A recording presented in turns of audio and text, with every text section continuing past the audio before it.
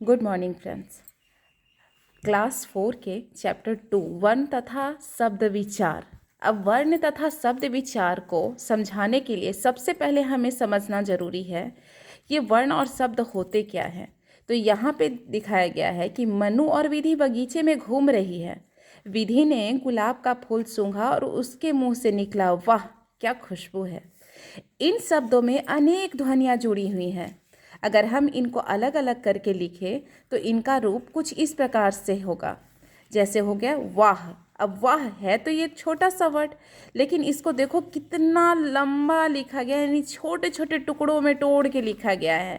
यानी वाह, जब तक इसमें स्वर नहीं लगेंगे तब तक ये वाह क्या है, आधा है, हाफ है। तब वाह प्लस वाह जोड़ आ यानी हो गया वाह। हा जोड़ आ हो गया हा, यानी वाह हो गया। अब यहाँ पे देख लेते हैं क्या क तो ऑलरेडी आधा है तो क लिख दी, इसमें कोई स्वर की आवश्यकता नहीं है। जोड़ या आकार या क्या, ठीक है। अब यहाँ पे क्या है, खुशबू, इसको भी उसी तरीके से तोड़ तोड़ के खा जोड़ ऊ जोड़ श जोड़ आ जोड़ ब जोड़ ऊ, ब में उकार लगा हुआ है ना तो जोड़ ऊ, खुशबू बन गया है। आधा हा जोड़ एकार की मात्रा।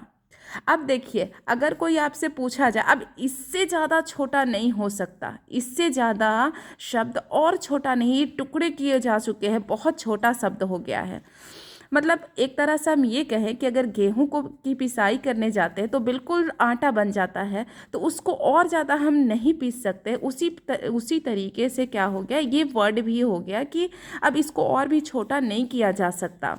तो इसका डेफिनेशन हम कैसे देंगे, तो वर्ण की डेफिनेशन इस तरीके से तो नहीं कर सकते कि तोड़ तोड़ के जब छोटा हो जाएगा उसी को वर्ण कहते हैं। तो इसको एक सरल लैंग्वेज में हम लोग यूज़ करेंगे कि भाषा की सबसे छोटी ध्वनि वर्ण कहलाती है। क्या कहेंगे, भाषा की सबसे छोटी ध्वनि वर्ण कहलाती है। बोलो तुम लोग भी, भाषा की सबसे छोटी ध्वनि वर्ण कहलाती है। ठीक है, तो ये तो याद रहेगा। अब नेक्स्ट है, अब आगे हम लोग बढ़ते हैं, वर्ण के भेद।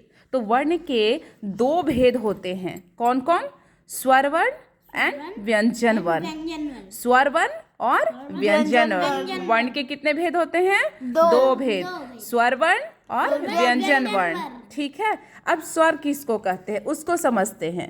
अन्य वर्णों की सहायता के बिना बोले जा सकने वाले वर्णों को स्वर कहते हैं।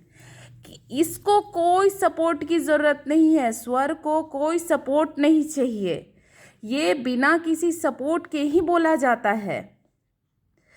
जैसे यहाँ पे देखो, हिंदी वर्णमाला में स्वरों की कुल संख्या 11 होती है। ध्यान रखना, हिंदी वर्णमाला में स्वरों की कुल संख्या कितनी होती है, 11 होती है। ठीक है, अब कौन कौन है, अब हम लोग भी तो जाने कि आखिर बिना सपोर्ट के बोले जाने वाले शब्द, बोले जाने वाले कौन से शब्द हैं या कौन से वर्ण हैं। ठीक है, तो उसके लिए हम वर्ण को देखेंगे। ये कुल संख्या 11 होती है, जिसमें है आ हरस्व ई दीर्घ ई हरस्व उ दीर्घ उ री ए ओ औ। इतने टोटल कितने हुए, काउंट करके देख लो तो मेरे साथ बोलो, आ हरस्व ई दीर्घ ई हरस्व उ दीर्घ उ री ए ओ औ। Very good. अब देखो यहाँ पे, अब हम धीरे धीरे आगे बढ़ रहे हैं। यहाँ तक समझ में आ गया ना सबको? यस। उच्चारण के आधार पर स्वरों के दो भागों में बांटा जाता है। जैसे पहले तो हम लोग वर्ण पढ़े, ठीक है। वर्ण क्या होता है, वर्ण क्या होता है, भाषा की सबसे छोटी ध्वनि वर्ण कहलाती है। वर्ण के कितने भेद होते हैं, दो भेद होते हैं, स्वर वर्ण और व्यंजन वर्ण। स्वर वर्ण कितने होते हैं, 11 स्वर वर्ण कितने होते हैं, 11। स्वर वर्ण में, हिंदी वर्णमाला में स्वर की कुल संख्या 11 होती है। लेकिन अगर स्वर ये पूछा जाए कि उच्चारण के आधार पर स्वरों के कितने भागों में बांटा जाता है, तो उस कंडीशन में क्या होगा, दो। कौन कौन होगा, ह्रस्व स्वर और दीर्घ स्वर। ह्रस्व स्वर और दीर्घ स्वर। अभी फिलहाल तुम लोग को इतना ही पढ़ाया जाएगा, आगे चल के इसको और भी पार्ट में बताया जाएगा, ठीक है। अभी के लिए फिलहाल इतना ही। कि मतलब कि हरस स्वर हुआ, तो हरस स्वर किसे कहते हैं?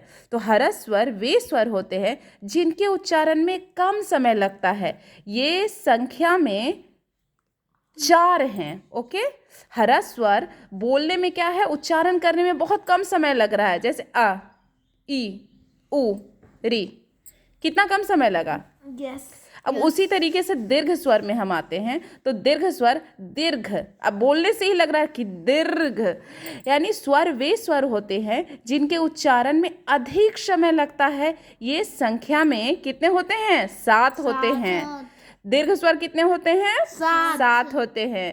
आ, ई, उ, ए, ओ, ओ। अब हम लोग अगर देखा जाए तो इसके हरस स्वर के मुकाबले दीर्घ स्वर में काफ़ी लॉन्ग टाइम लग रहा है कि नहीं?